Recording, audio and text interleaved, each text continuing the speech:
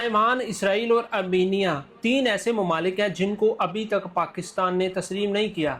لیکن اب پاکستان اور ارمینیا کا ایک دوسرے کو تسلیم کرنا یقیناً بڑی پیش رفت ہے اور پاکستان کی ایک اور بڑی انتہائی اہم اور تاریخی سفارتی کامیابی بھی ہے۔ پاکستان دنیا کے تین ممالک اسرائیل، تائیوان اور ارمینیا کو بطور آزاد ریاست تسلیم نہیں کرتا تھا، جبکہ ارمینیا دنیا کا وہ واحد ملک تھا جو 1991 میں اپنے قیام سے ہی پاکستان کو تسلیم نہیں کرتا تھا۔ پاکستان تائیوان کو ایک خود مختار ملک کے طور پر تسلیم نہیں کرتا کیونکہ پاکستان ون چائنا پالیسی پر عمل پیرا ہے، اس لیے تائیوان کو ایک علیحدہ ملک کے بجائے عوامی جمہوریہ چین کا ایک ناقابل تذکیر حصہ سمجھتا ہے۔ ارمینیا کو تسلیم نہ کرنے کی وجہ آذربائیجان اور ارمینیا کے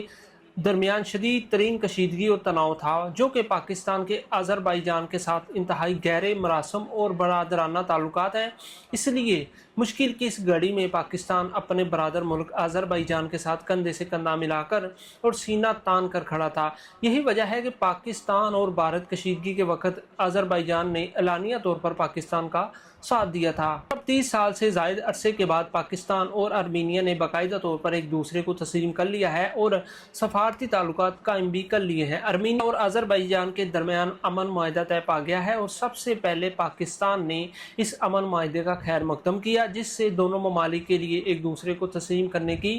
راہ ہموار ہوئی۔ وزیر اعظم پاکستان میاں محمد شہباز شریف کی پالیسی شفٹ کی منظوری ملنے کے بعد اسحاق ڈار نے ارمینیا کے وزیر خارجہ سے ٹیلی فون پر رابطہ کیا، جس میں سفارتی تعلقات قائم کرنے پر اتفاق کیا گیا تھا، جس اسحاق ڈار اور دیگر اعلیٰ سفارتکاروں نے تکنیکی اور مشاورتی سطح پر اہم کردار ادا کیا تاکہ 3 دہائیوں سے جاری غیر تسلیم شدہ حیثیت کو ختم کیا جا سکے۔ اس منصوبے کو عملی جامہ پہنانے کے لیے اسحاق ڈار نے چین میں ارمینیائی وزیر خارجہ کے ساتھ بیٹھ کر باقاعدہ معاہدے پر دستخط بھی کیے، جس سے اب دونوں ملکوں کے درمیان انشاءاللہ تجارت اور سیاحت کی نئی راہیں کھلیں گی۔